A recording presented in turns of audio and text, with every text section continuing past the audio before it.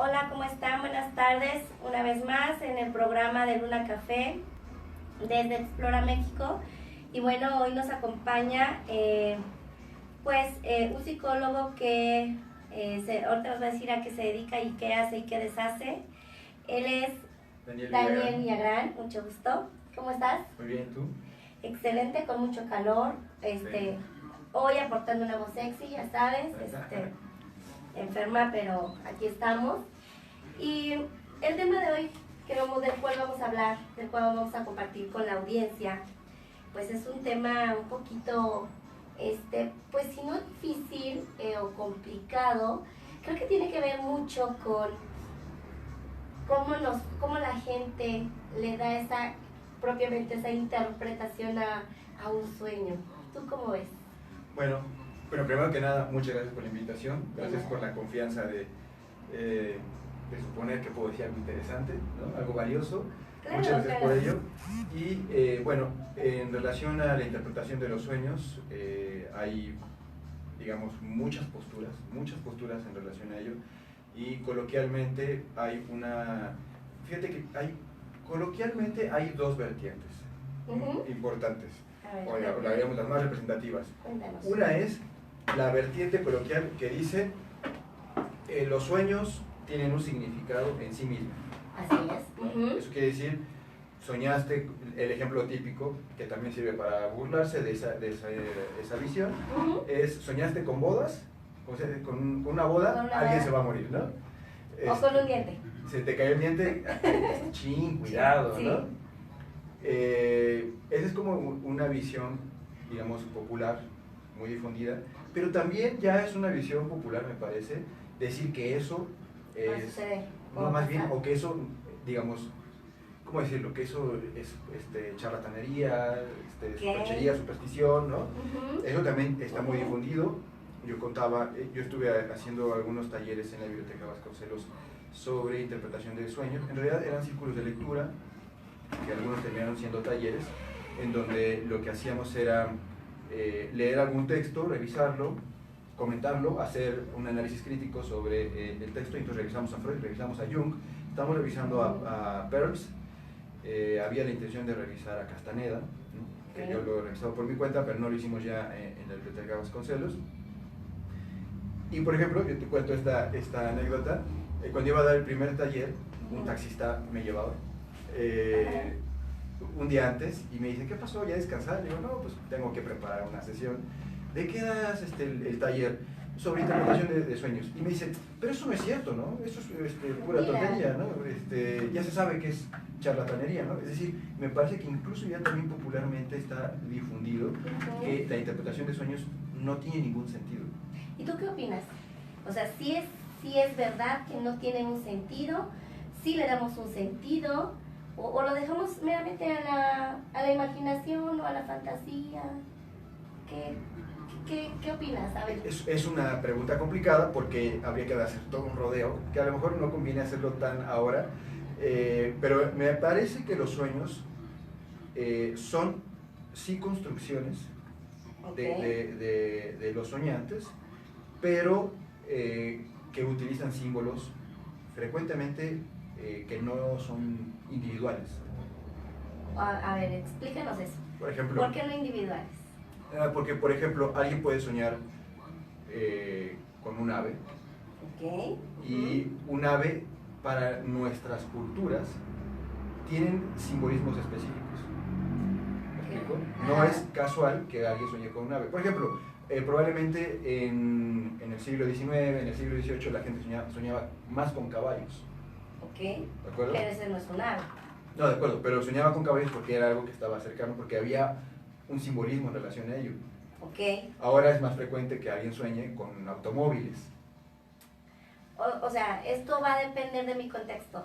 Sí, del contexto, pero también de que hay símbolos culturales. Es decir, que para nosotros el automóvil tiene toda una implicación cultural. El automóvil remite a la masculinidad, a la fuerza, a la virilidad, a la tecnología, al estatus. Entonces no es casual, no es gratuito que alguien sueñe con un automóvil. Es decir, es una construcción de uno, pero utiliza, me parece a mí, elementos que tienen más bien un corte cultural, ¿no? Entonces eso cambia mucho la interpretación, cambia mucho la visión en la que uno puede relacionarse, sobre todo terapéuticamente, con los sueños. Bueno, se dice que todos los sueños están, o es porque están en nuestro inconsciente, ¿no? De ahí proviene esta parte que nosotros quieramos ir como descubriendo mi sueño, que sueñes comunes, sueños fantasiosos tal vez, ¿no? Que yo soñé con agua sucia, que soñé con un toro, que soñé que me aplastaba, ¿no? No sé, o que me caía al vacío. O sea, sueños a veces bien dramáticos, a veces no tan dramáticos, pero que finalmente la gente, es muy común que sueñes con animales también, ¿no? Bueno. Que es lo que tú decías. Y ahorita me quedó la duda, por ejemplo, tú me decías que pues hace años si soñaba con caballos era muy común, ¿no? ¿Qué pasa cuando sueñas, por ejemplo, con el típico de las mariposas grandes, negras que entran en tu casa? Bueno, ahí hay una... Porque esos pueden ser de prehispánicas y actuales. Claro, ¿no? la visión que digamos, hasta donde yo estoy enterado, estaba relacionado con, digamos, no sé, con muertos, fantasmas, espíritus, es decir, ¿no? Y además tenía, se dice coloquialmente que tiene una simbología de un presagio negativo, ¿no? De que puede haber muertes o enfermedades. Pero bueno, la verdad es que yo creo que no se puede generalizar, no se puede hablar tan en abstracto desde mi perspectiva, de decir, bueno, y si soñaste con tal cosa, ¿no? Ese tipo de visión, de interpretación del sueño se le llama de interpretación a la carta, es decir, nos fijamos en los elementos que tuviste en el sueño y a partir de eso revisamos, mira, soñaste con estos elementos, bueno, cada elemento significa un, digamos, tiene una significación, ¿no? Así es, ajá. Hay otro tipo de interpretaciones donde se hace más bien una simbología general. Entonces, lo que interesa es qué pasó en el sueño, y en ese sentido, tú puedes decir, mira, el sueño era un sueño persecutorio. Bueno, o sea, independientemente de los elementos, lo que ocurría, la acción esencial era una persecución, y entonces eso es lo que, digamos, con lo que se interpreta. Es curioso que tú dices, por ejemplo, hay que buscar en el inconsciente, ¿no? El inconsciente nos habla, nos revela, ¿no? Nos dice. Exactamente. Esta visión, por ejemplo, es más bien más cercana a la de Jung. Así es. Jung es el que dice, hay un inconsciente, y ese inconsciente es prácticamente una zona, una región, digamos, en la psique, en la mente, ¿no? Que algunos a estos los llaman mentalistas, es decir, que todos piensan que hay algo aparte al cuerpo, que es la mente.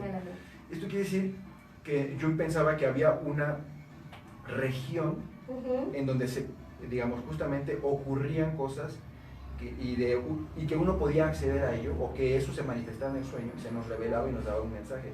Freud no pensaba así. No.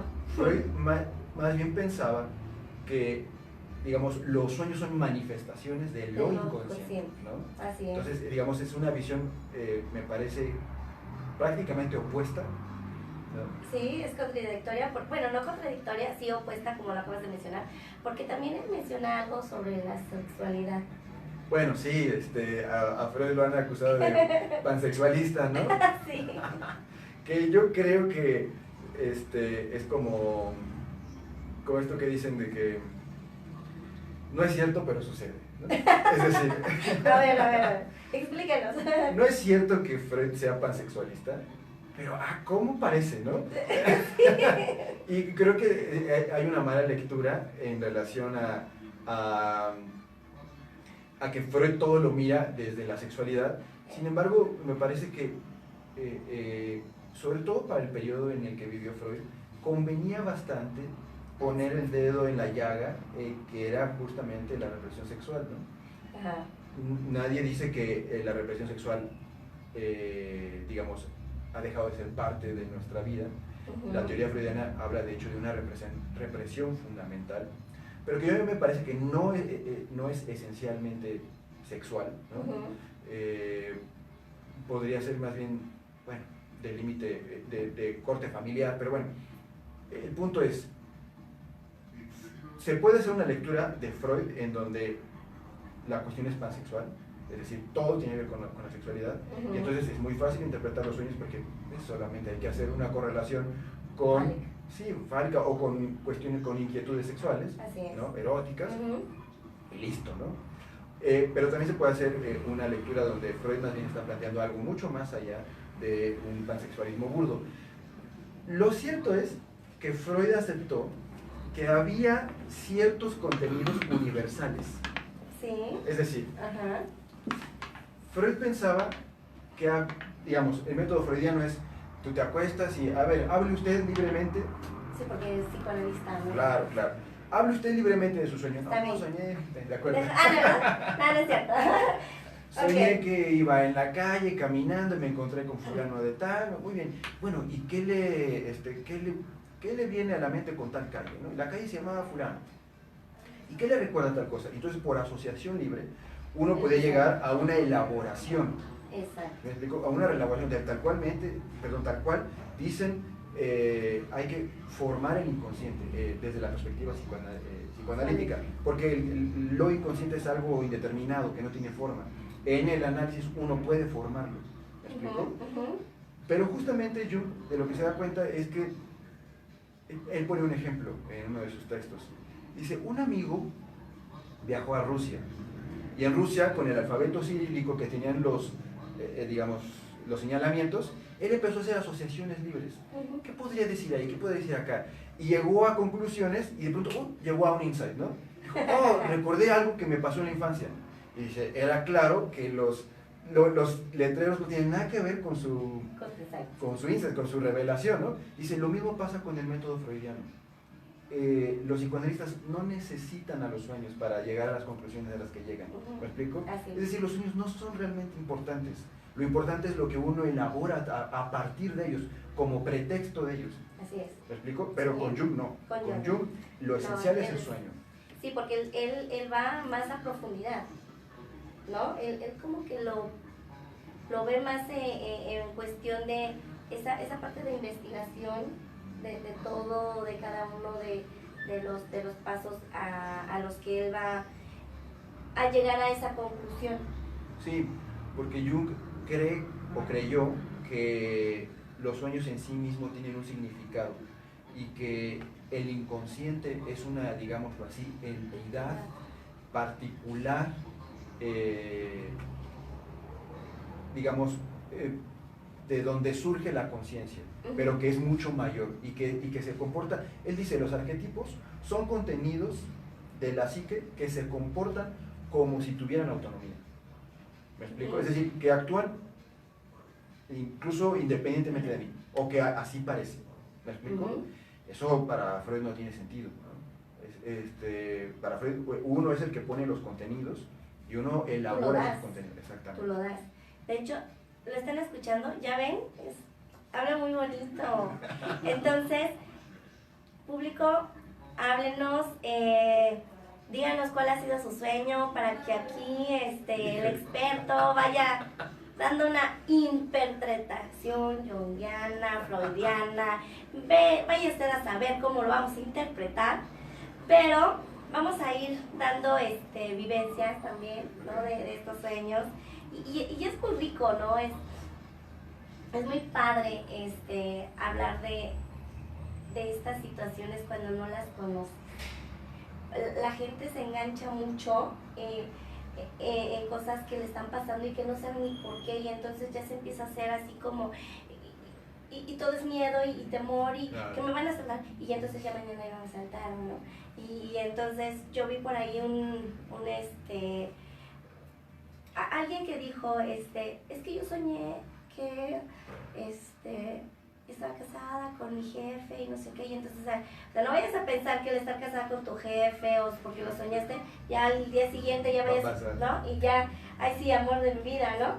Entonces, mucha gente lo que tiene es que malinterpreta el sueño, no le sabe dar como un sentido y no se detiene a pensar un poquito en que algo está sucediendo a lo mejor en su vida o en su contexto, ¿no? Con la familia, con los cercanos, con los amigos, y entonces empiezan a divagar y entonces empiezan a enganchar con un sueño que probablemente sea un mero mensaje de algo que traemos nosotros arrastrando y a lo mejor no es de ahora, porque hay sueños que son repetitivos, ¿cierto? Sí, es verdad. Y ahí que, si se repite un sueño, ¿qué pasa? Bueno, Jung pensaba que los sueños repetitivos pueden ser sueños que tienen... había tres razones, déjame ver si me acuerdo. Una era que tenía que ver, digamos, con probablemente un trauma infantil, no viene, no elaborado, ¿no? Otro podía ser, no me acuerdo, había una segunda razón, pero la tercera, que es la más interesante, la más emocionante, es que podría ser un sueño premonitorio. Jung sí, en el esquema junguiano sí caben los sueños premonitorios, en el de Freud no, es impensable, pero en el de Jung sí. Ok. ¿Y qué tiene que ver un sueño premonitorio? ¿Qué es un sueño premonitorio? Bueno, desde esta perspectiva, un sueño premonitorio sería algún contenido inconsciente que no se ha manifestado en lo real. Es decir, digamos, hay ideas inconscientes que se manifiestan, digamos, en lo real. Por ejemplo, más bien al revés. Hay ideas que se reprimen. Por ejemplo, ya me cae muy mal tal persona. Por ejemplo, tengo un problema muy fuerte con mi madre, ¿no? Y le tengo un enojo muy fuerte, pero es mi madre, ¿no? ¿Cómo lo voy a sentir o cómo lo voy a ni pensar? Exactamente. Ese contenido se reprime y se vuelve inconsciente, pero en lo inconsciente sigue actuando. A ver, entonces, por ejemplo, esto ya no me ha pasado. Ajá. Pero yo soñé durante mucho tiempo que mi papá me daba una golpiza. Yo tenía entre 15 y 17. Que me daba una golpiza tal por no haber llegado temprano a casa, que me mandaba al hospital. Y entonces yo estaba en el hospital y yo me soñaba en el hospital con mangueras, con aquí cosas y todo, y así todo eso, ¿no? Pero consciente.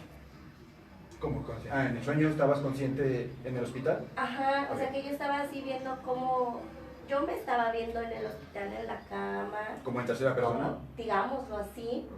Y entonces que llegaba un tío que quiero mucho y le decía que fuera como, digamos, mi guardián y que no dejara entrar a mi papá por nada del mundo. Ese sueño lo tuve muchísimo tiempo. Entonces, ¿ese sería un sueño premonitorio? Mira, por como me lo cuentas, yo te diría que no. Pero hay algo en particular en este sueño que tú cuentas. Y era justo, pues, quería concluir justamente la visión de Jung. Hay contenidos, él dice, que nunca llegaron a ser conscientes. Y que siguen operando en el inconsciente. Y que cuando uno sueña, tiene acceso a esa información. Pues es información de un contenido, de una actividad inconsciente que aún no se ha realizado. Entonces, es algo que se está, digamos, gestando inconscientemente y que va a gestarse. Entonces, uno sueña algo y después dice, claro, como en mi sueño. Porque, digamos, para Jung el inconsciente es sabio o es individual, pero independiente de uno, y entonces puedo soñar algo que está por manifestarse. Porque ya está en acción, ya está poniéndose en movimiento. Ahora, oye, perdón que te interrumpa, eso no tiene que ver, por ejemplo, cuando tú estás soñando y dices, ay, es que yo me acuerdo que ya pasé por esta calle. ¿Como el déjà vu?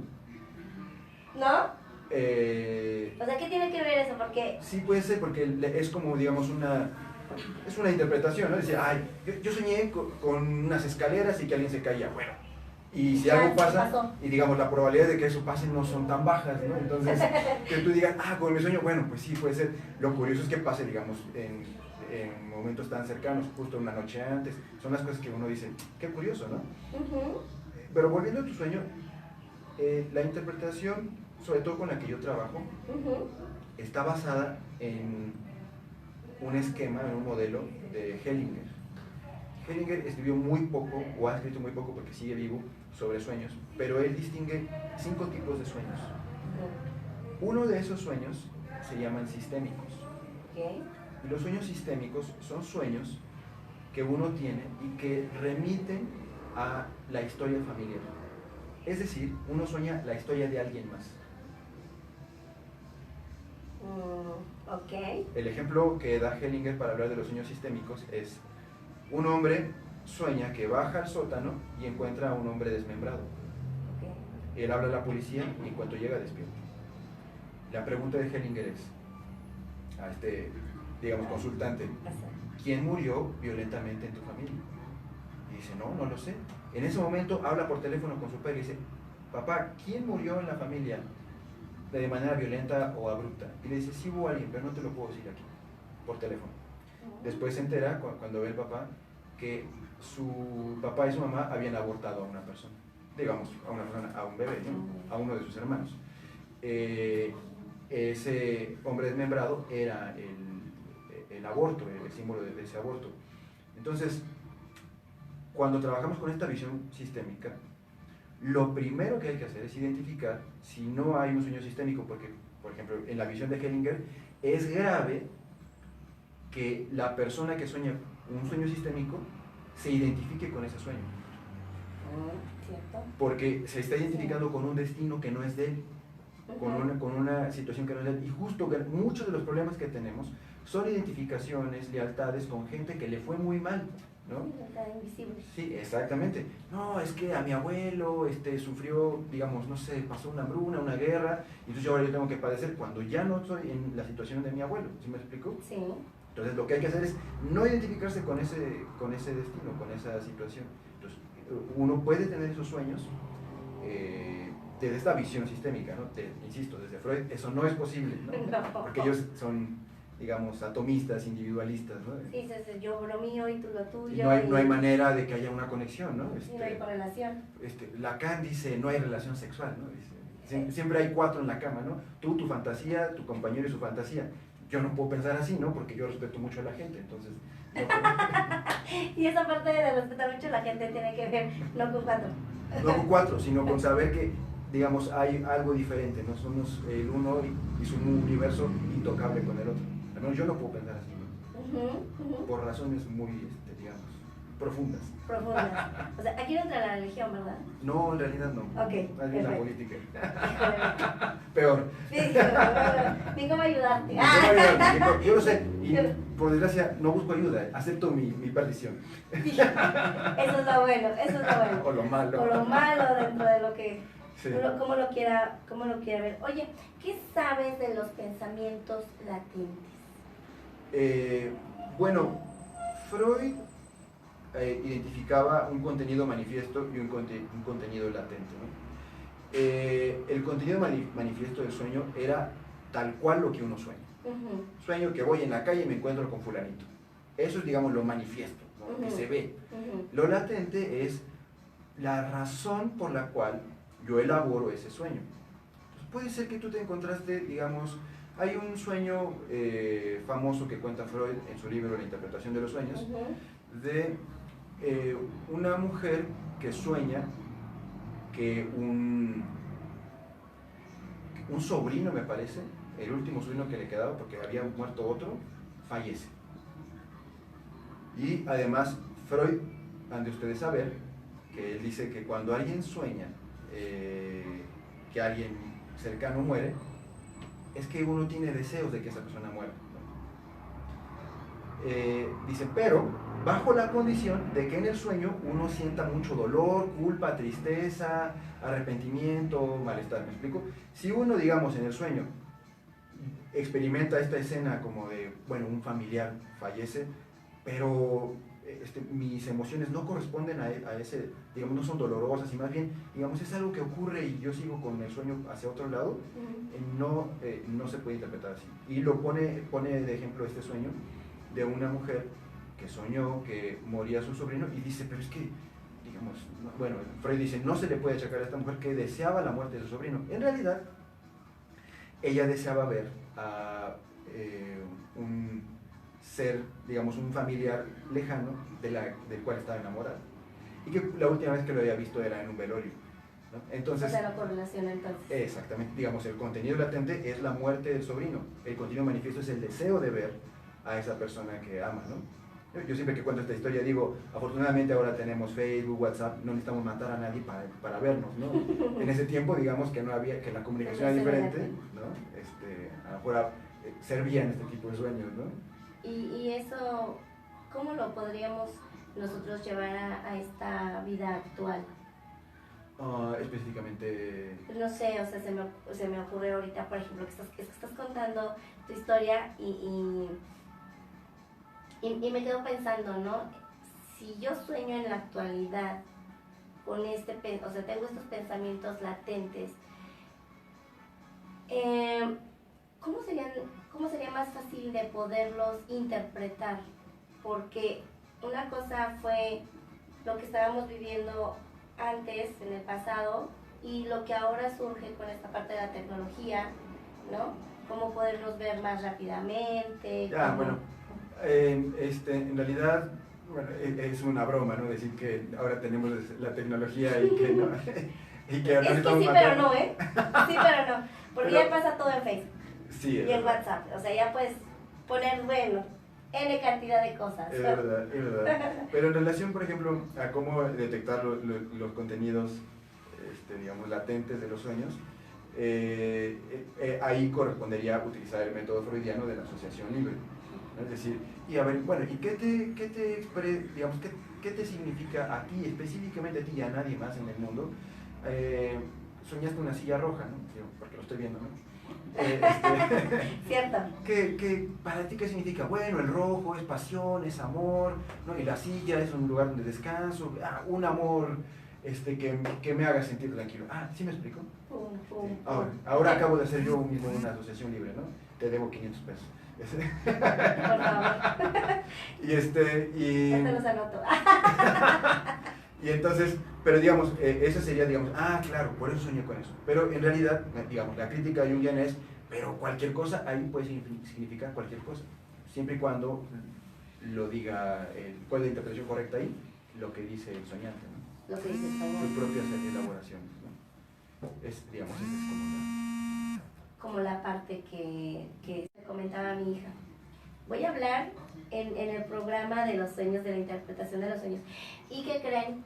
Que acabo de soñar así, ¿no? Entonces decía mamá, mi hija, oye, pues hay que comentarlo. Le digo, pues claro que por supuesto. Okay. Tú me acabas de decir que estos pensamientos latentes, pues llevan también una parte de cómo lo ves, de cómo, si lo sientes con dolor o no lo sientes con dolor. Yo acabo de soñar, y no tengo mucha relación con ellos, pero acabo de soñar que un tío y que un primo se avientan en una alberca.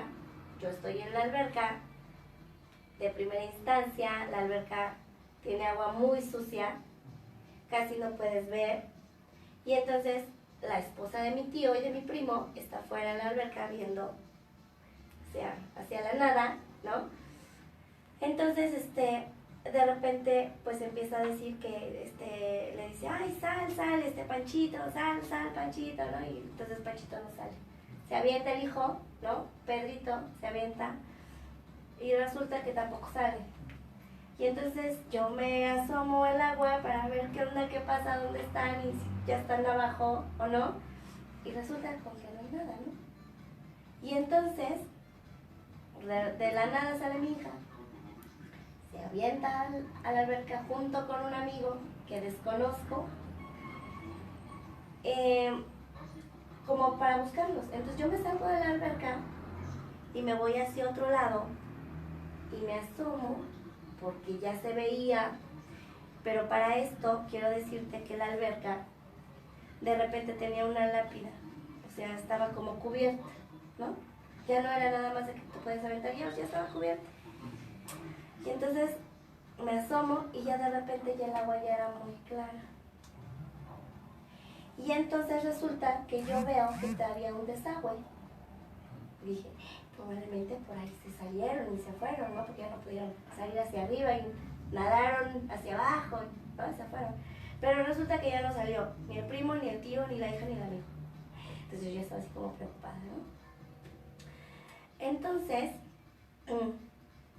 pues yo le digo a mi tía, oye, ¿sabes qué? Vámonos hacia allá, porque allá hay un desagüe, ¿no? Y entonces ya era una piscina grande, otras más abajo pequeñas, y de repente el mar. Resulta que cuando vamos mi tía y yo hacia el desagüe, hacia donde estaba la bajada de agua. ¿Por fuera o por dentro del desagüe? Por fuera. Okay. Venía mi hija con el amigo y el primo y el tío nunca salían. Y ¡pum! Que se corta mi sueño, ¿no? Y entonces, ¿qué tiene que ver esto con el pensamiento latente? ¿Quién soñó esto? Yo merengue. Bueno, es una historia de un aborto, me parece. ¿Tú crees? No estoy seguro, pero tiene que ver con un nacimiento difícil. Pero la pregunta es, ¿quién tuvo el nacimiento difícil? ¿Tú o tu hija? Yo. Ok. ¿Y tuviste hermanos que murieron al nacer? Sí, 2. Me ha dejado helada. ¿Ya vieron? Sí. ¿Qué? ¿Por qué lo asocias así? Porque muy frecuentemente los sueños de piscinas, albercas, el mar no necesariamente, pero acá sí, el mar es justo donde son, la piscina es el ambiente acuoso, donde, digamos, ¿no? Entonces, exactamente, ¿no? El líquido amniótico, la placenta, y muchos de estos sueños le llama Hellinger sueños primarios, que son recuerdos arcaicos de cuando uno nació. O, por ejemplo, en tu caso también puede ser, si tienes una hija, de cuando tu hija nació. Pero los elementos de los tíos, los varones que no salen, y que justamente es un desagüe hacia el mar. El mar es un símbolo de la muerte, del inconsciente, de lo indeterminado, ¿no? Del deseo, de eso que es gigantesco, ¿no? Justamente, ¿no? Como todo esto que acabo de mencionar. Y justamente que ellos estén en un ambiente acuoso y pasen a ese ambiente indeterminado, es que justo cuando estaban por nacer, o poco después de nacer, pasaron más bien al lugar del indeterminado, que es la muerte, ¿no? Este sueño es un sueño. Mira, Hellinger, la manera como trabaja es que dice, cuéntame las primeras 3 frases de tu sueño, la primera escena nada más, no me cuentes más. Y con eso dice, lo demás es paja, ¿no? Bueno, yo no soy Hellinger, ¿no? Y no lo veo por aquí para que me esté regañando, ¿no? Entonces puedo hacer lo que me dé la gana. Ay, para ahí no ibas. Pero, digamos, el sueño de inicio es un agua turbia, ¿no? Y eso ya tiene que ver por lo general con sangrados o ¿no? Pero bueno, ya cuando dijiste la lápida, dije, claro, ya. No me extrañó, pues, ¿no? Dije, sí, desde el inicio hay un elemento mortífero en un elemento de nacimiento, ¿no? Me parecía que había muertes tempranas, ¿no? Cercanas al nacimiento. Bueno, es un sueño inicialmente, podría confundirse con primario porque es un recuerdo de tu nacimiento, pero quizás es más bien sistémico, porque lo que sueñas es la muerte de ellos, ¿no? Entonces lo importante es que, digamos, un freudiano, un gestaltista, te habría hecho vincularte con esos sueños, ¿no? Hellinger dice, es peligroso eso. ¿Por qué? Porque tú te identificas ahora con una muerte. ¿Qué? Y justo el chiste con Hellinger es que tú no te identifiques con esa muerte, ¿no? Que tú no lo ves, sino que lo vivas, ¿no? Más que tú le des el lugar. Nosotros, digamos, lo dice así Hellinger, por amor. También lo podemos decir que es digamos, por una característica subjetiva. Nos apropiamos o nos determinamos, estamos determinados por lo que pasó en nuestro sistema familiar, con la gente más cercana, y digamos, ese sistema se va haciendo cada vez más amplio, al grado de que lo que pasa en mi país, la historia de mi país también me determina, ¿me explico? Entonces no es raro que uno tenga sueños que tengan que ver con eventos específicos de de la historia de donde tú naciste o de tu familia, por ejemplo, si emigró, ese tipo de cosas. Y lo importante es no cargar con eso. Ya hubo quien cargó con eso. Que tú cargues con eso es una falta de respeto. Okay. ¿Me explico? Sí, entonces, perfecto. Lo que habría que hacer es darle un lugar a ellos que no nacieron, que son mis hermanos, en tu caso, ¿no? Y que tienen su lugar en mi familia. Por ejemplo, el sueño, el primer sueño que contaste, parece totalmente que es un sueño sistémico. Así es. ¿No? Alguien que fue, una mujer que fue golpeada, ¿no? Y eso, bueno. Eso ya estaría mía. Sí. Sí, ya estaría mía y ya estoy yendo con mi psicóloga. Así es. Diría un maestro, eso ya es netamente trabajo mío, ¿no? Sí. Oye, ¿y cómo podemos nosotros ver o interpretar si es un sueño o es una pesadilla? Porque hay muchos mitos, hay muchos prejuicios acerca de, bueno, fue una pesadilla porque a veces dices, es que el clásico que te dicen es que soñé que se me subió el muerto. ¿Te lo han contado? Sí, sí. ¿No? Entonces, ¿qué es? ¿Una pesadilla? ¿Es un sueño? ¿Qué hay ahí? Bueno, no sé si sea importante hacer la distinción entre sueño y pesadilla, porque al menos para hacer los trabajos, bueno, sí, ¿no? Desde sí, no, pero sí. Okay, a ver. Desde Jung y de Hellinger, las pesadillas son importantes porque pueden ser sueños sombra. Exacto. Así le llaman. Y los sueños sombra son sueños que uno no, que tienen, digamos, hay un contenido que uno no quiere ver, que uno no quiere reconocer, o que uno no ha mirado lo suficiente. Y entonces, como uno no lo ha mirado, lo persigue. A ver, entonces, por ejemplo, si tú sueñas, ese clásico sueño que sientes que le estás hablando a alguien, que estás así, mamá, papá, alguien que me escuche, ¿no? Ajá. Y tú sientes que estás gritando horrible así, y nadie te ve y todos pasan, y nadie te ve. Entonces, ¿esa es una pesadilla o es un sueño de algo que estoy viviendo, manifestando? Bueno, específicamente te refieres como a este fenómeno que le llaman que se te sube el muerto, ¿no? Ajá, ese fenómeno. Digo, perdón, te voy a interrumpir tantito porque si a alguien le ha pasado, escríbanos para ver y que aquí el experto Daniel nos diga, ya vieron que es bueno, nos interprete, ¿no? Llegue a una conclusión, a lo mejor no le han dado al clavo y los mandamos al psicólogo, conmigo, ¿verdad? Por supuesto. A ver. Bueno, hay lo que yo he leído sobre este fenómeno, hay explicaciones médicas, explicaciones biológicas, ¿no? De que, digamos, así lo dicen tal cual, una parte del cerebro ya está despierta, pero otra parte, digamos, la parte motora no se ha despertado, ¿no? Digamos, la parte, digamos, donde podría estar funciones que tengan que ver con la conciencia, eso está despierto, pero las funciones motoras no. Eso, las manos, los pies, ¿no? Exactamente. Yo no comulgo, no creo que esto sea así, no creo que haya una parte del cerebro donde esté la conciencia. Sí hay partes del cerebro que sí son afectadas, afectan a la motricidad, pero me resulta complicado pensar a la conciencia como algo, como una zona biológica, física, ¿no? Pero bueno, digamos, es una explicación. Respecto de qué interpretación podría haber, ahí me parece que habría que hacer, yo no he leído una interpretación en ninguno de estos autores que pueda ejercer, digamos, una interpretación, que se pueda hacer una interpretación universal, ¿no? Sí hay interpretaciones de algunos contenidos de Freud que dicen, estos son universales, esto todo el mundo los tiene y significan siempre lo mismo. De ese yo no he leído. Pero porque son muy comunes y son muy repetitivos, ¿cierto? Sí, como por ejemplo soñar que alguien se muere, soñar que uno vuela, que cae, que las muelas se caen, ¿no? Eso por ejemplo. En Freud sí hay una interpretación más o menos universal.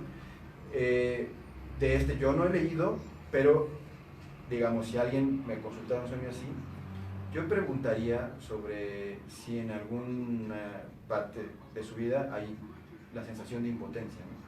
Digamos, esto sería, por ahí yo empezaría a indagar, ¿no? Notemos que, por ejemplo, En Castaneda, por ejemplo, que si ya nos metemos en cosas truculentas, mágicas. A ver, sí, metámonos. En Castaneda, esto se supone que es una entidad que se está alimentando de uno, ¿no? Exacto. Ajá. Que curiosamente es la misma interpretación que daban los griegos. Para los griegos había una especie de demonio, que siempre se me olvida el nombre, creo que era Efialtes o Ifialtes, algo así, que significaba el que salta, porque justamente saltaba sobre uno. Y después esto se tipificó en el siglo XIX como, digamos, con este mismo nombre, era el padecimiento del que salta, pero el que saltaba era uno, de que cuando lograba salirse de ese estado, brincaba, ¿no? Es curioso porque hay una, me parece que hay en las culturas antiguas la creencia de presencias de entidades y demonios que se alimentan de uno es muy común, ¿no? Sobre todo en las religiones chamánicas, ¿no? Sí, entonces tenemos en otro rollo, ¿no? Sí, la religión arcaica griega, que era una religión esencialmente chamánica, como todas originalmente, y supuestamente la lectura que hace Castaneda de una lectura, digamos, chamánica, ¿no? de esta concepción prehispánica, es que hay una especie de demonio que se posa uno en el pecho y le roba, ¿no? Digamos, pero son, no tengo manera de comprobarlo. ¿Tú crees que sea un mito? ¿Qué cosa? ¿Eso? No lo sé. No lo sé, no tengo manera de saberlo. Y digamos, si fuera yo un brujo y pudiera ver energía, como dice Castaneda, pues yo les podría decir, no, yo lo he visto, pero desgraciadamente soy un ser humano. Común y corriente, más común y corriente que común. De hecho. Oye, pero sí tiene que ver algo, la energía de la persona, ¿no? Metiéndonos un poquito a este rollo de los sueños, tiene que ver mucho con esta parte de conexión. Tiene a lo mejor más desarrollado un sentido que otros, ¿no? Y a lo mejor sí puede tener esta parte de visión, ¿no? Es muy padre y es muy bonita, etcétera. O es una aura muy fea que me hace cosquilla, ¿no? Y que me dice, a ver, detente, ya no sigas. Pero dentro de todos estás, porque esta parte que tú, y entonces ya haces un ritual y ya haces otras cosas, etcétera. Pero en esta parte nada más de interpretar al sueño, sin meternos en esta parte de religión y de todas estas cosas, lo podemos interpretar desde Hellinger, lo podemos interpretar desde algo netamente, como dice, sistémico, o lo podemos interpretar desde esta parte sexual de Freud. Entonces tenemos como muchas vertientes del cual nos podemos ir agarrando elementos, ¿no? Para nosotros poder hacer, pues digamos que un diagnóstico, porque es netamente de la persona. Aquí ya no podemos meter a otra persona siempre y cuando esté en ese contexto de vida de la persona, ¿cierto? Sí. Bueno, los sueños sistémicos no necesariamente, ¿no? Porque uno puede soñar incluso desde Hellinger cosas que pasaron en generaciones atrás, en 3, 4 generaciones incluso, ¿no? Pero son como recuerdos, ¿no? Sí, como digamos, como eventos que quedaron pendientes, ¿no? Por así decirlo, y que el sistema familiar busca como darle salida, ¿no? Y la manera de darle salida es que alguien padezca o que resuelva esa situación. Digamos, esto pasa con los sueños sistémicos. Con los sueños sombra, que son más bien sueños, que pueden ser sueños tanto como pesadillas, como sueños vergonzosos, o sueños, ¿cómo se llama? Sueños que uno dice, no, eso no significa nada. Soñé algo, pero no me importa. Es decir, sueños que uno desestima. Esos suelen ser sueños sombra también. Los que uno no acepta. Sí, exactamente, que por ejemplo uno no cuenta, ¿no? Hellinger habla de unos sueños que le llama sueños secundarios. Y los sueños secundarios, Hellinger solo dice sueños secundarios. Yo identifico desde mi perspectiva 2 tipos de sueños secundarios. Sueños que son descriptivos de la situación actual y sueños que son más bien, le llamo yo vindicativos. ¿Vindicativos? Es decir, que justifican una situación. Y esto también lo menciona Jung, es una función complementaria, dice Jung, del sueño. Soñar que, por ejemplo, yo puedo volar y que puedo hacer proezas, porque en realidad en el fondo me siento con una minusvalía, ¿no? Bueno, esos sueños son vindicativos, ¿no? La vindicación es como que uno se justifica, no sé si cabe decir vengarse, ¿no? Pero se explica la situación de una mejor manera. Es decir, yo sueño que puedo hacer cosas que nadie más puede hacer, porque en el fondo en realidad me siento incluso inferior. ¿Sí me explico? Esa es la función complementaria. Y eso es un sueño secundario. Bueno, pero estos sueños justamente son los que todo el mundo cuenta, ¿no? No, hombre, soñé que yo podía hacer y que era Superman, ¿me explico? Digamos, porque lo que yo le quiero mostrar a la otra persona es lo fregón que soy, ¿no? Tanto que sueño, ¿no? Soñé que tenía poderes, ¿no? Y que podía verte, ¿no? Así. Yo no digo que no haya gente que las tenga, no lo sé, yo no las tengo, ¿no? Pero no pongo en duda. Pero estos sueños tienen esa función como de mostrar que uno tiene algo que los demás no, o que uno puede hacer cosas, o que uno, digamos, tiene un problema con los demás, pero que los demás son los que están mal. Sí, normalmente pasa. Claro. Bueno, aquí en esta cabina no pasa. Aquí en esta cabina no pasa. Pero, no más en los sueños. No más en los sueños, ¿no? Y de ciertas personas. Claro. Oye, ¿qué tiene que ver, cómo sería un sueño vergonzoso? Bueno, el ejemplo más común es el sueño que tiene que ver con la sexualidad no reconocida, ¿no? Por ejemplo, alguien que tenga tendencias a lo mejor sexuales, que en su familia ¿No han salido del closet? puede ser, okay. ¿no? O cualquier otra conducta que vaya en contra, por ejemplo, de los parámetros familiares o personales, o que agredirían mi autoconcepto. Yo puedo soñar que eso está, digamos, puedo soñar tal cual, así. El sueño me lo avienta a la cara, ¿no? Me grita en el oído lo que yo ya sé, pero eso no lo cuento, ¿no? Porque sí. Me da vergüenza, ¿no? Y digo, ¿qué soñaste anoche? No me acuerdo.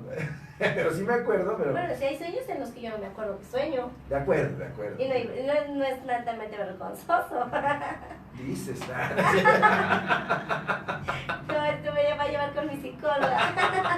No, es cierto, es una broma. No, es cierto. En realidad, son sueños más bien que a uno no le dan tantas ganas de contar.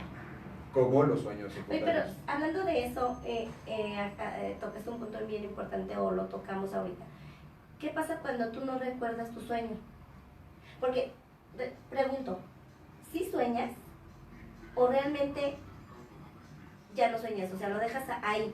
Tú te acuestas, te duermes muy rico y todo, y no pasa nada. O sea, y al día siguiente te levantas y dices, estoy en blanco porque no soñé nada. ¿Sí pasa? Sí pasa. Bueno, es decir, los científicos del sueño dicen que uno siempre sueña, pero que nomás no se acuerda uno, ¿no? ¿Qué bloqueas ahí o qué está pasando? Bueno, existe la posibilidad de que convenientemente uno no recuerde que soñó, porque quizá pudo haber uno tenido un sueño vergonzoso, un sueño que me amenaza, y esa puede ser una razón.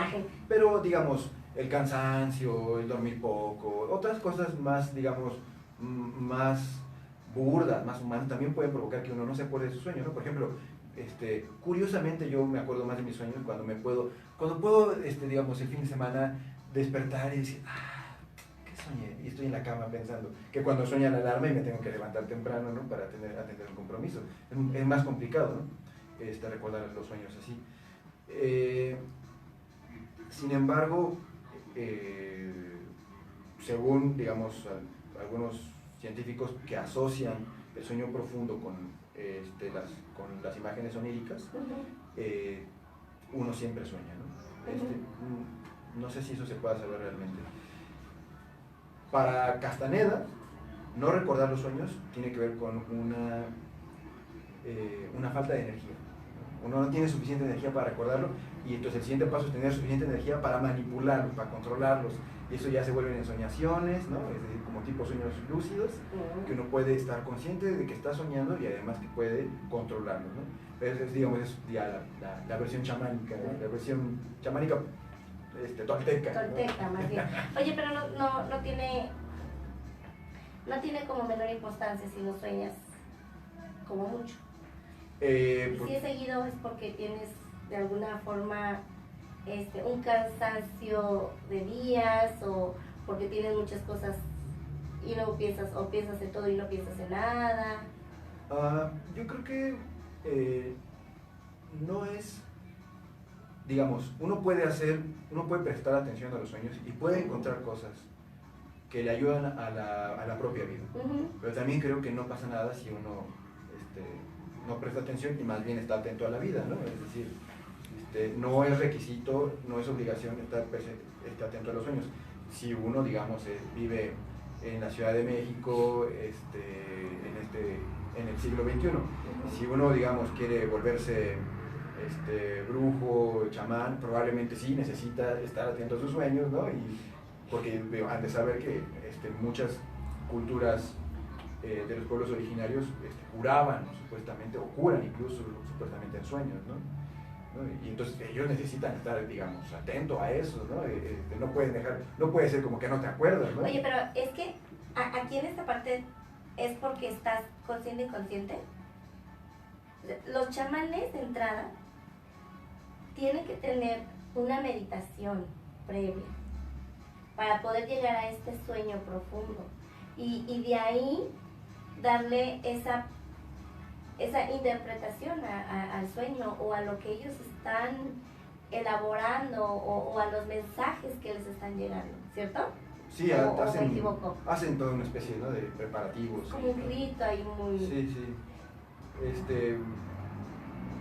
Sí, digamos, hacen esto, pero no sé si, digamos, yo no hago eso, no puedo... Pero es que tú no eres chamán. Exactamente, ese es mi problema. ¿No? Tú no eres un chamán. Yo solo estudié psicología, ¿no? Disculpen. Pero digamos, ¿no? He ido a Castaneda y nada me dice que lo que dice Castaneda es verdad, ¿no? Entonces, es muy divertido, es muy interesante, pero no puedo saber si es verdad, ¿no? Oye, ¿qué con los sueños fóbicos? Bueno, esa es una muy buena pregunta. Porque creo que desde Hellinger los sueños fóbicos podrían ser sueños sombra. Oye, ¿podrías como, yo sé que sí te voy a meter a lo mejor en un problema, ¿verdad? Pero ¿podrías explicarle a la audiencia qué es fóbico? Sí. Y ya de ahí como partimos. Bueno, lo fóbico tiene que ver con la fobia, con las fobias. Probablemente todos han oído hablar de las fobias, probablemente muchos puedan hablar que tienen una fobia. El asunto con la fobia es que uno suele tener en esta situación aberración, terror, sobre todo un terror irracional, hacia un objeto o una situación. ¿De los animales? Sí, por ejemplo, un objeto, un animal, ¿no? Es decir, ¿no?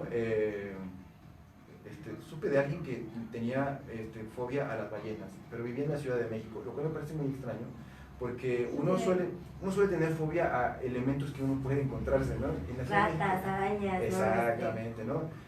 Estar en un lugar alto, porque curiosamente, lo dice Freud, el objeto fóbico inicialmente era algo que causaba mucha curiosidad y que después fue como una cancelación de eso, y entonces la cancelación de eso que causaba mucha curiosidad se vuelve más bien algo amenazante. Ajá. Por Freud, aquí de nuevo, ¿no? Digamos, no es verdad que sea pansexual, pero curiosamente vuelve a ser aquí una interpretación que encuentra una salida fácilmente en la sexualidad, porque es justamente en elementos de la sexualidad que causan inquietud, que primero causan mucha curiosidad, y después, por cuestiones sociales, uno dice, no, eso no debería causarme curiosidad. Por ahí puede ser, ¿no? Tendencias quizá homosexuales o incestuosas o masturbatorias, ¿no? Ese tipo de cosas que, digamos, no se aceptan abiertamente ni son bien vistas socialmente, y que inicialmente causan mucha curiosidad, después digamos, ¿no? Se rechaza a tal grado de que causan terror. Entonces, que uno sueñe con ese tipo de cosas, es fácil de hacer una lectura desde Hellinger y desde Jung, que puede tratarse de un sueño sombra, de algo que uno no quiere ver. ¿Qué? De lo que no quiere ver. De algo que uno no quiere ver. A ver, ok, déjame de algo ver. que uno no quiere reconocer. Porque además el objeto fóbico, esto lo dice François Dolto, es un objeto que el fóbico supone que le hace falta, ¿no? Y que por eso le aterra, porque le aparece, digamos, fuera de él. Yo soy inseguro, y cuando aparece el animal que me causa miedo, es porque ese animal representa ese elemento que me daría seguridad, pero fuera, entonces me amenaza, ¿me explico? Esa es la situación, ¿no? Ok, entonces, por ejemplo, bueno, de entrada, a lo mejor son cosas distintas lo que te voy a plantear ahorita, pero por ejemplo, yo le tengo miedo a las ratas, pero no yo, no yo. Están bonitas, pero es un ejemplo. Yo tengo miedo a las ratas. Entonces ya sabes, ¿no? Esa parte de que apenas ya estás gritando ahí, horrible. ¿Qué tiene que ver que tú sueñes con ratas, que sientas que te están comiendo, que se acercan contigo y te están así, ¿no? Mordiendo por todas partes? Pero, digo, de entrada, ¿cuál sería como el significado de soñar una rata? Ya, bueno, y que te come. Bueno, digamos, hablar en abstracto siempre es complicado. Y a mí me gustan las ratas, o sea, no... ¿Pero tú has soñado esto? No. Ah, okay. Te estoy poniendo un ejemplo de una pacientita. Ah, ok, y ella es fóbica, digamos, tiene esa fobia. O sea, las ratas, o sea, ni en pintura, ni cerquita, ni así. Digo, se está trabajando con ella en otras cosas, sí, ¿no? Pero...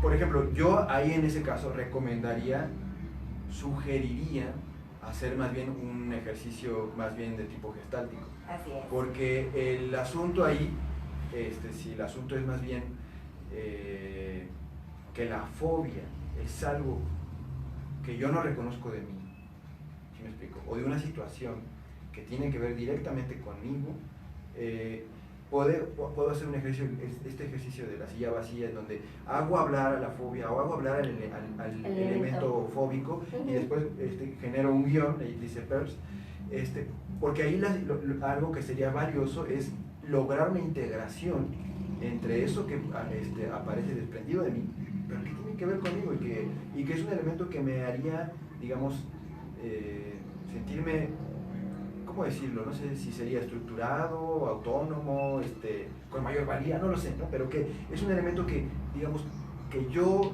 no he integrado a mí, ¿no? Sí. Pero que es mío, ¿no? Así es. Yo digo, sí he trabajado con ella en la parte gestáltica, pero yo lo remonté a los sueños, ¿no? Ya, claro. ¿Por qué? Pues porque ¿cómo interpretas, independientemente de que estés trabajando con esta persona en esta situación, sino que aparte de todo lo sueñe? Sí, claro.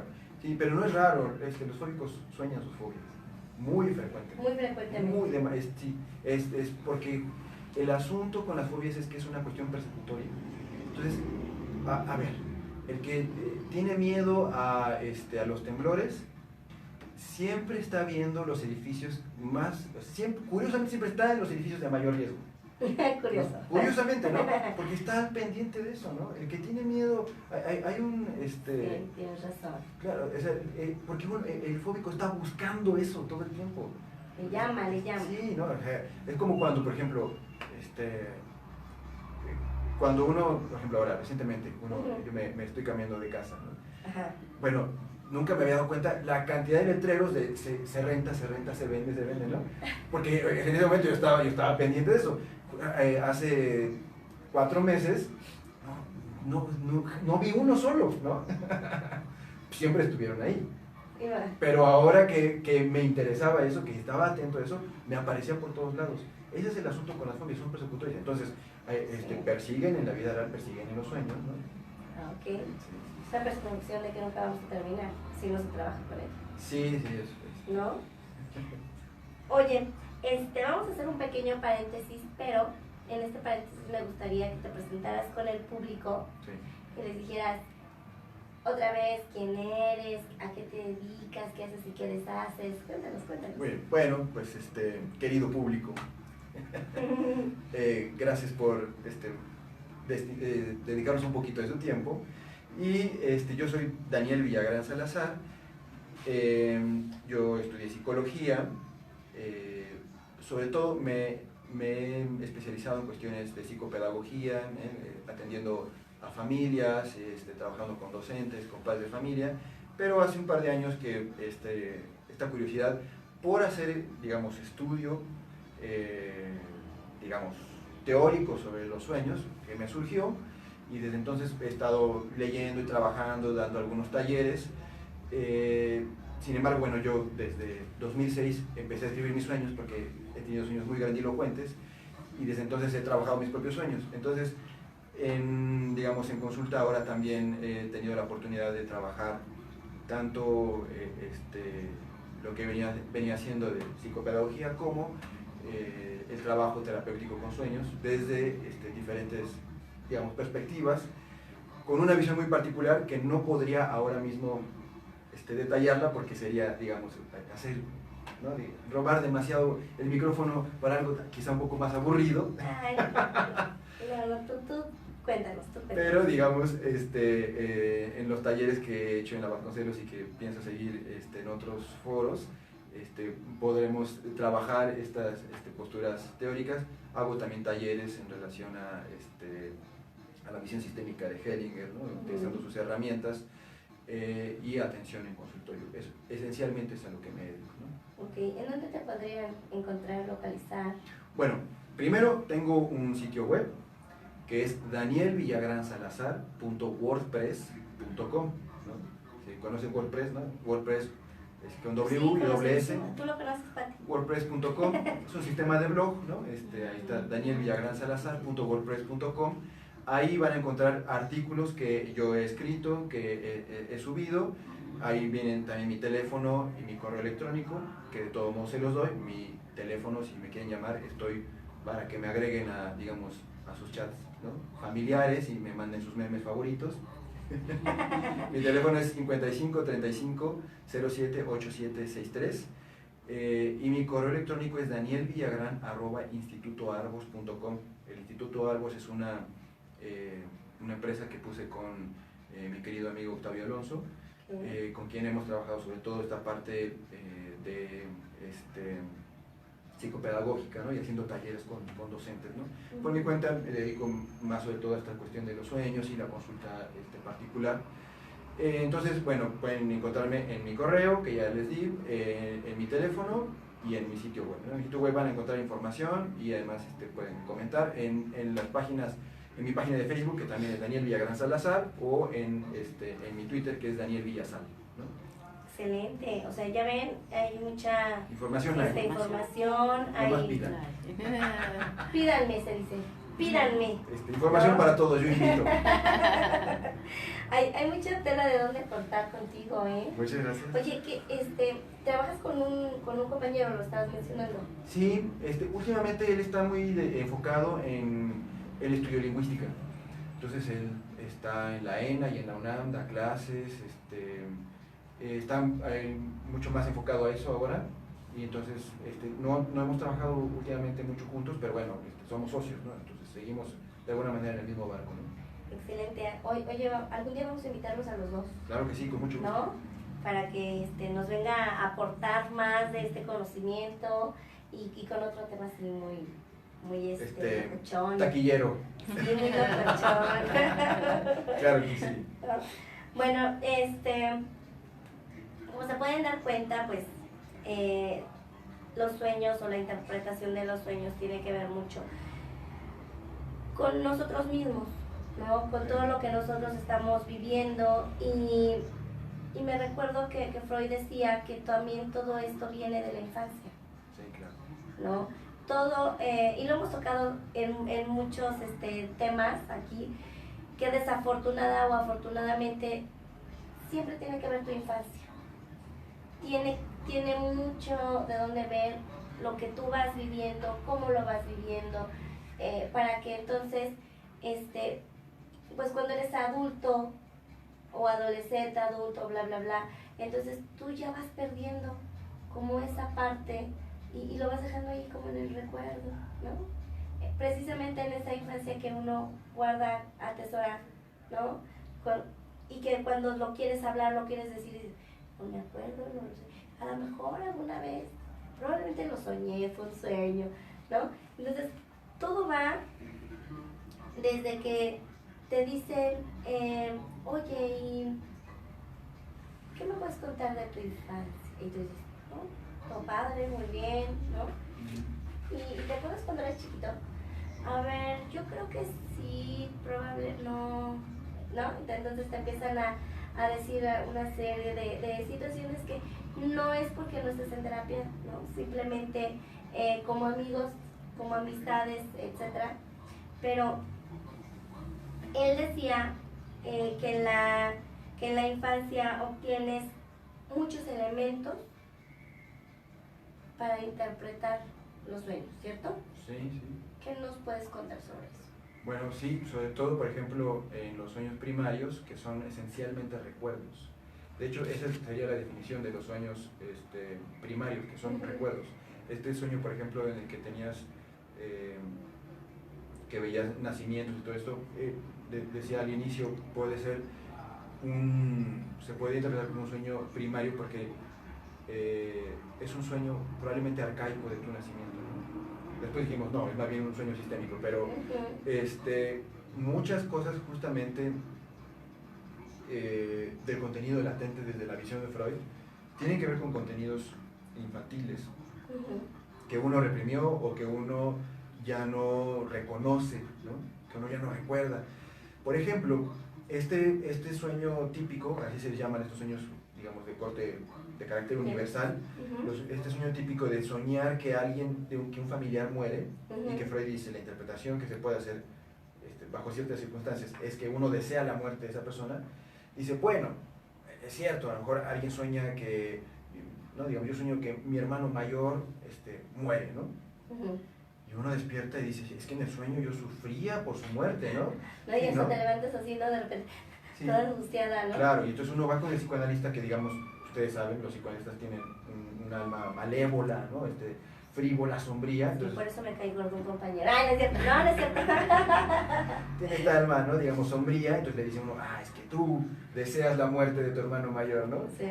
Y entonces, pero Freud, digamos, dice, bueno, digamos, en algún momento se le hace chiquito el corazón, o más bien se le estruja, y dice, bueno, pero no es algo que necesariamente él deseaba. En realidad de lo que se trata es que él en algún momento deseó la muerte, ¿no? Digamos, de uno de sus hermanos, ya sea porque le robó el cariño de su madre o porque más bien lo trataba muy mal, ¿no? Y entonces dice Freud, bueno, sueña esto, pero no es un sueño actual, es decir, es un sueño de memoria también, sería un sueño primario, y lo de lo que estaríamos hablando es justamente de un contenido de la infancia, que sigue, digámoslo así, activo, porque no se ha logrado una reconciliación con ese evento, ¿no? Con ese momento. Entonces, esencialmente los sueños primarios, la resolución terapéutica que propone Hellinger, con la que yo he trabajado, es hacer una reconciliación con los eventos que ya pasaron y que siguen, digamos, activos. Oye, y en esta parte psicológica del sueño, ¿qué tiene que ver aquí el miedo y la evitación? Digamos, ¿cómo sería? Por ejemplo, tú tienes un sueño, porque en esta parte de las terapias conductuales, por ejemplo, ¿no? Necesitas de alguna forma esta terapia para poder atender al paciente y que de alguna forma lo hagas llegar a esa parte de si le está provocando algún miedo. Como de que me da miedo la serpiente y poco a poco me voy acercando a la serpiente. Una serpiente de peluche, ¿no? Y luego, poquito a poquito. Ya. Bueno, me parece que es justamente como su nombre lo dice, como lo acabas de mencionar, son terapias de carácter conductual, en donde lo que importa es la conducta, y que, bueno, yo no recomendaría atender un sueño que causa miedo con una terapia conductual, ¿no? Es decir, yo no recomendaría que alguien que tiene fobia a los caballos se acercara poco a poco a los caballos. Yo no, digamos, ¿no? Que hay gente que le ha funcionado, que está de maravilla, y gente que trabaja así y que le va muy bien, eso está muy bien. Yo no me siento cómodo con ese tipo de postura terapéutica, lo cual no quiere decir nada, solamente, digamos. Es una postura, ¿sí? simplemente. Pero sobre todo en los sueños que causan miedo, uno no siempre sueña con cosas que en la vida real le causan miedo. Soñé que vi a una señora con los pelos así, y te da miedo en la vida real. No, en realidad no, pero en el sueño sí tenía mucho miedo. Entonces, no me parece que ahí no se correlaciona. Sí, no aplicaría, ¿no? Pero digamos, a lo mejor con las fobias, que es donde más éxito han tenido las terapias conductuales, podría aplicarse, ¿no? ¿Y los sueños qué tienen que ver con mis recuerdos emocionales? ¿Cómo sería un recuerdo emocional? Esta parte de sentirme pues o triste o melancólica o muy alegre o demasiado triste o no quiero despertar porque estoy soñando bien bonito, ¿no? O tampoco quiero despertar pero tengo mucho miedo. Ya. Pues me parece que, digamos, las emociones son el material esencial, ¿no? de los sueños.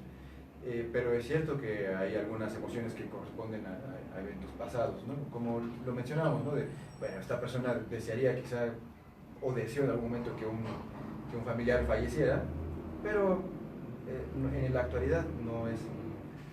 Si no es así, digamos, sería abusivo decir que sí lo desea, ¿no?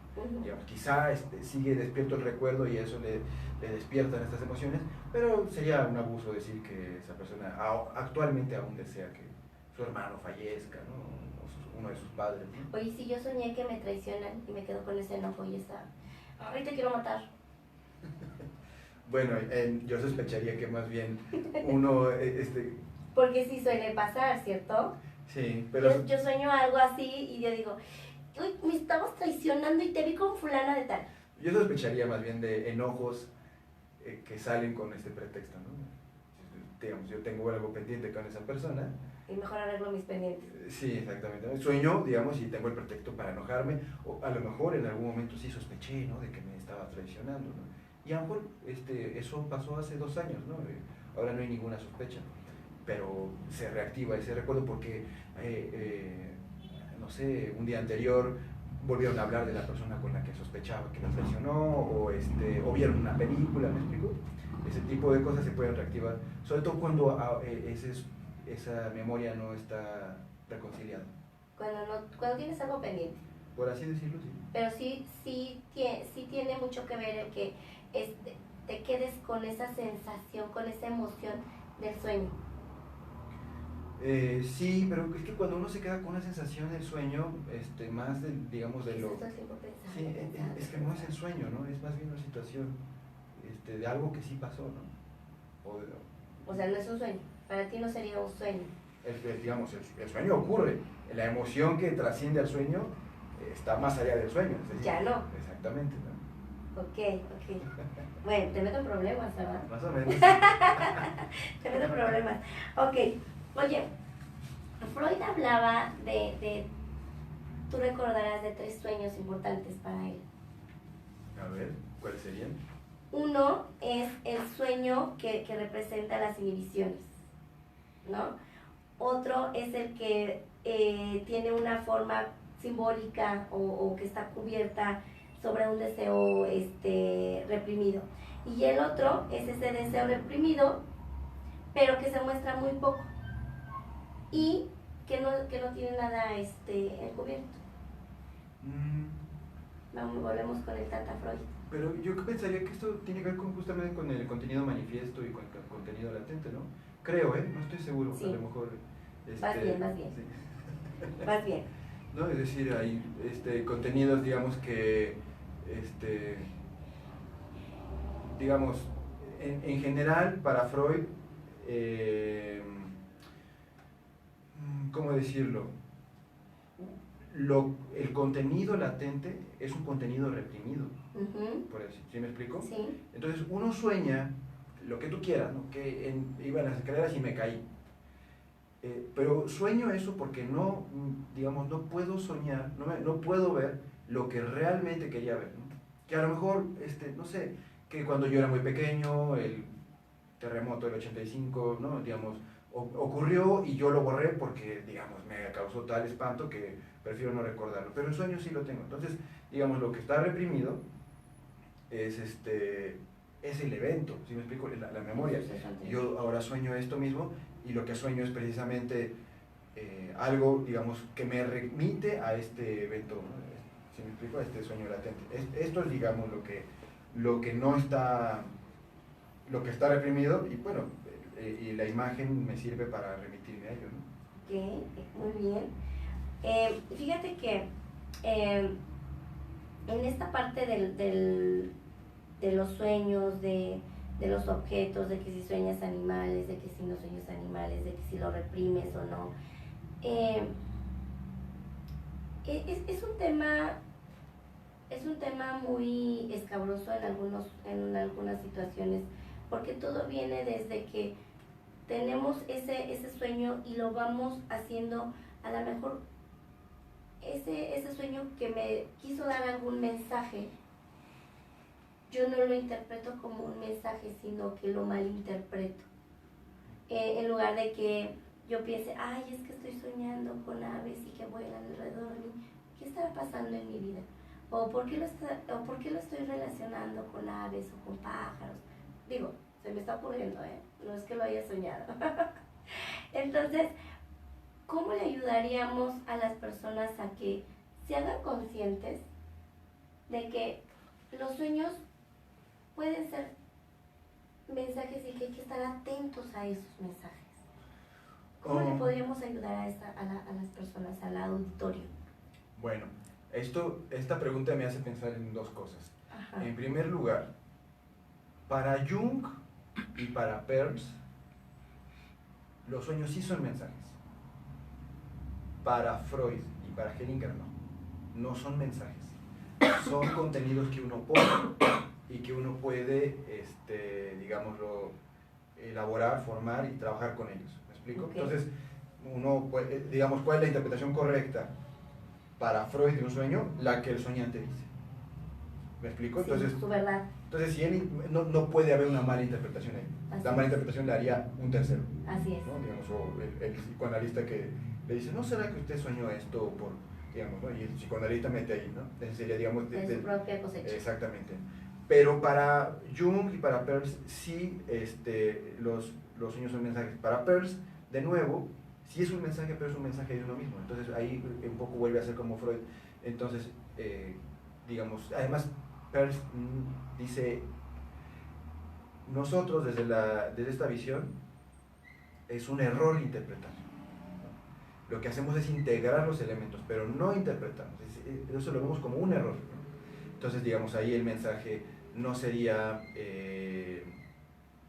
¿cómo decirlo? No habría manera tampoco de interpretarlo mal, ni siquiera hacen interpretación, ¿no? Solo hay integración de elementos, digamos, ¿no? De emociones, de cuestiones muy particulares. En Jung sí podría haber una mala interpretación de los contenidos inconscientes, sobre todo del inconsciente colectivo, ¿no? Pero por desgracia me parece que no hay manera de saber cuándo uno interpreta bien o mal, salvo por las consecuencias. Digamos, uno ve, tuvo un sueño y resulta que es un sueño premonitorio. La desgracia de los sueños premonitorios es que uno no sabe que son premonitorios hasta que ya pasó, hasta que dejan de ser premonitorios, ¿no? Sí. Yo soñé que alguien se moría. Ah, bueno, déjalo. Y se muere alguien. Bueno, no había manera de saberlo. Claro, ¿no? Eso es un problema, digamos, haber hecho una interpretación correcta. Por otro lado, desde la visión de Hellinger, sí existe la manera de hacer de interpretar sueños de manera incorrecta, pero sobre todo específicamente con los sueños secundarios.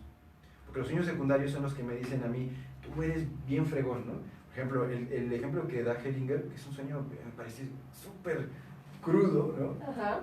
Un hombre sueña que un ave, ¿cómo se llaman estas aves rapaz? ¿Como el sopilote? Exactamente, ¿no? Digamos, más bien como un halcón, ¿no? Que es cazadora. Okay. Sobrevuela un nido donde hay un pajarito cantor. Uh-huh. Y entonces esta ave, que es una ave violenta, agresiva, amorosamente toma al ave cantor y lo lleva a su propio nido. Uh-huh. Y el hombre dice, esto fue un mensaje divino. Esto fue un mensaje divino. Dios o la divinidad o el espíritu o el universo me mostró que en el universo puede haber amor incluso entre seres antagónicos, entre seres, un ser violento y un ser indefenso. Dios me mostró esto, ¿no? Y Hellinger dice, no, caballero, Lo que pasa es que esa ave, digamos, violenta, agresiva, cazadora, era el hombre con el que se fue su esposa. Y su esposa es la avecilla cantora, su nido es su casa y usted no supo defenderlo. Santo. Digamos, es justamente. Entonces, Santo Dios. dice Hellinger, sospechemos de los sueños divinos. Sospechemos. De los sueños que parecen revelaciones divinas. Esos son los que más probablemente son Pero sueños porque no se va a ir secundarios. la gente con esa idea, porque entonces va a pensar exactamente eso. Ah, con que sí, te fuiste a otro nido. ¿No? Bueno, no necesariamente, cada sueño es... Que conste que estamos aquí solamente dando ejemplos, Sí, ¿no? claro, Que claro. no nos vayan a salir a donar en el programa, dijeron, ¿no? Y lo dijo Sí, Daniel. No, uy, no. Y lo dijo Daniel, ¿eh? No. Me disculpo desde ahora, no lo sé todo. ¿No? ¿No? Oye, el público ha estado como muy apagado hoy, Sí. ¿verdad? ¿Qué pasa? ¿No les gustaron los Sí, sueños? sí, O están soñando, están Están durmiendo. soñando. están soñando, están interpretando acá, ¿qué pasa? Está ¿no? nada más, no sé si alguien, Regan Ah, de, sí. de Fly. Es mi mujer, le Ah. mando un beso. Ay, ya ves, bueno, Bueno, no está tan apagado. el No no está tan apagado, mira, saludos Hay de pasión acá. ahí. Eso, hay amor. Hay amor. Así es. Qué bueno, qué bueno. Pues bueno, no sé cuánto tiempo nos falta, Pati, porque Creo no que 10 quiero, minutos, ¿eh? no quiero pasarnos, hay un compromiso, 10 minutos. ¿no? Hay un Muy bien. compromiso de por medio, pero pues quiero irte agradeciendo, ya estamos por finalizar el programa, el que pues hayas venido, te hayas tomado tu tiempo, sé que también estás ocupado. Gracias. Y bueno, pues ojalá que no sea la primera ni la última vez que nos puedas acompañar y podamos hablar a lo mejor de otra situación, de otra cosa. Creo que los sueños, las interpretaciones, pues no debemos transgiversar ese término, ¿no? Cada quien tiene una interpretación, pero ciertamente siempre se va a enfocar a la parte que uno va viviendo, en ese contexto de vida que uno tenga, en esas experiencias que uno va teniendo. Y como lo dijiste hace rato, ¿no? Si yo te estoy relatando mis sueños, dices, ¿no? Porque hay otros elementos que nos van a llevar y que pues es toda una gama de posibilidades, ¿no? Hay elementos muy específicos que te dicen, bueno, puede ser por esto, puede ser por el otro, puede ser por aquello, y no es nada más que te digan, soñé con algo verde, ¿qué es? No, o sea, tiene que ver con lo que el paciente, lo que la persona está viviendo, y que también tenemos o necesitamos estar muy atentos, ¿no? Sí, Jung dice eso, a pesar de que él sí cree que hay contenidos universales, los arquetipos, dice, jamás se puede, hay quien cree que Jung hacía interpretaciones de diccionario, ¿no? De que él agarraba un diccionario de símbolos y con eso interpretaba. Yo creo que es un ejercicio muy interesante, sí, tomar un sueño y revisar cada elemento y tratarlo como un símbolo, o sea, ir no digamos a los libros de interpretar tu sueño, ¿no? Soñaste con una cama, ¿no? Pero sí ir, por ejemplo, a los diccionarios de símbolos. Un diccionario muy bueno es el de Cirlot, y revisar qué dice la tradición sobre ese elemento. Eso sí resulta muy interesante. Después, algo que se puede hacer, y algo que yo he hecho mucho con lo que he trabajado en sueños, es hacer una especie de como de discurso comparado, que es un método que hacen mucho los antropólogos. Por ejemplo, encuentran varios textos y de cada texto, que son parecidos, pero por ejemplo, el mito de Adonis. Oye, encontramos un texto acá del mito de Adonis, acá, son parecidos, pero no es el mismo. Y encuentran cuáles son los elementos recurrentes. Las similitudes. Exactamente. Y de ahí sacan, digamos, un discurso, digámoslo así, como bruto, ¿no? O una simbología específica. Eso mismo se puede hacer con los sueños. A ver, este diccionario de símbolos dice que yo soñé con un calabozo. Este diccionario, ¿qué dice de los calabozos? Y otro. Y de todos, digo, mira, qué curioso. Es decir, curiosamente uno se empieza a dar cuenta que hay símbolos que uno aparecen en los sueños y que pareciera que Jung, ahí tiene un poquito de razón, pareciera que actúan de manera independiente, pero Jung insiste en esto.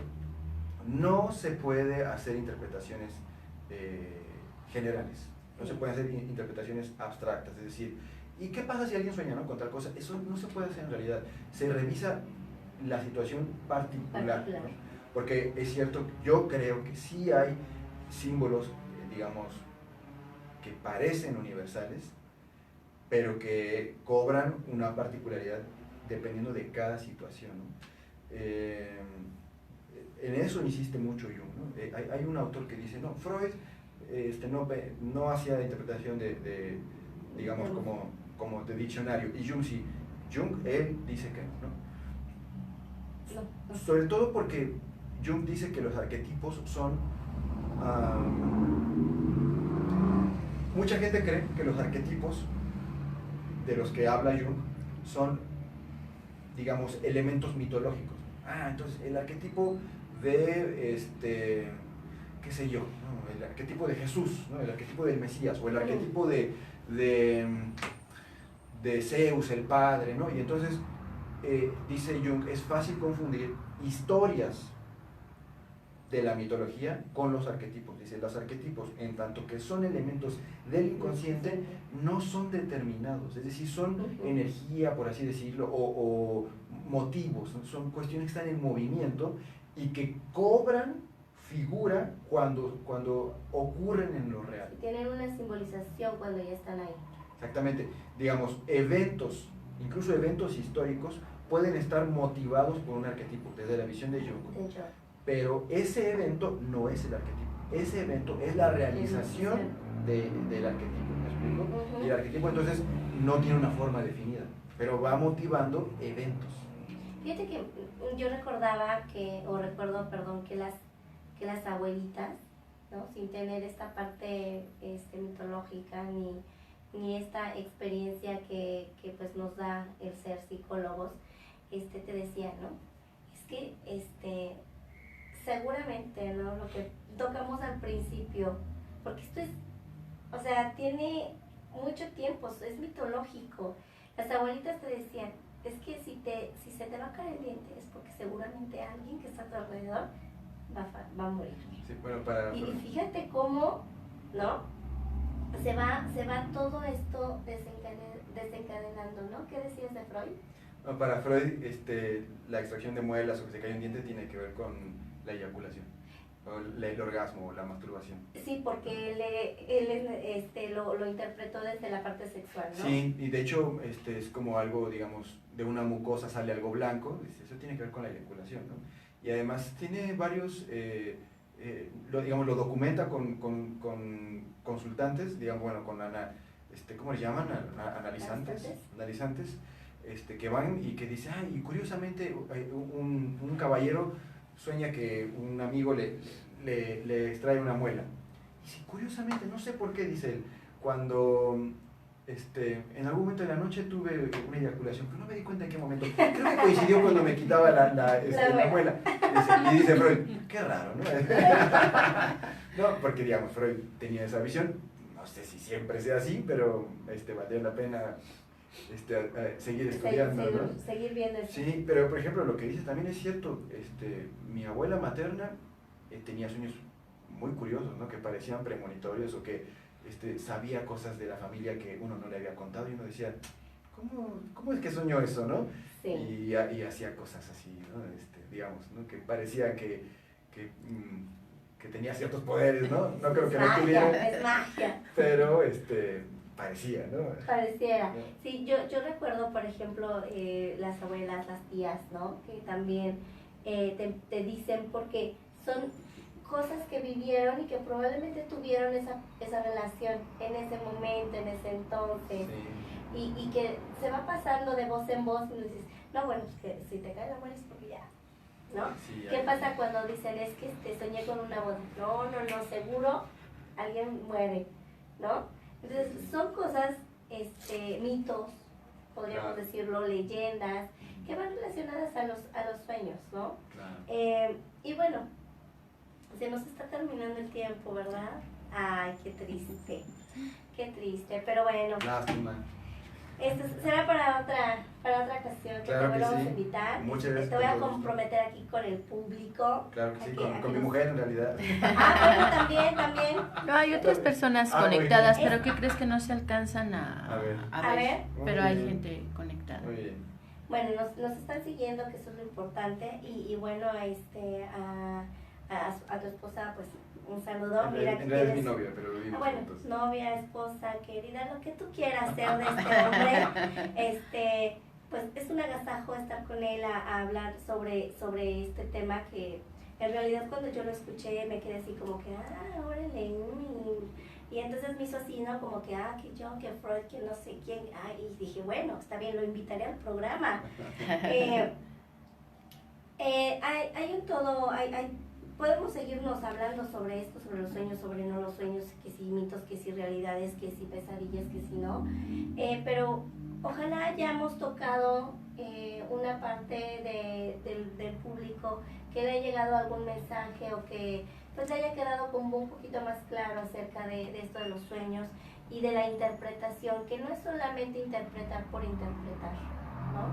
Que tiene que ver mucho conmigo, con la persona, con el ser humano, para poder llegar a un punto en específico y pues poder darles un análisis a lo mejor, si me lo permiten decir, o nosotros interpretar, pero con los elementos que hay a nuestro alrededor, ¿no? Claro. Y bueno, pues te agradezco muchísimo. Gracias, no, más bien a ti por la invitación. Bueno, pues estamos pronto a vernos, ¿te parece? Claro que sí. Muchas gracias por seguirnos y acompañarnos. Un saludo a todos y les abrazamos desde acá. Chaito.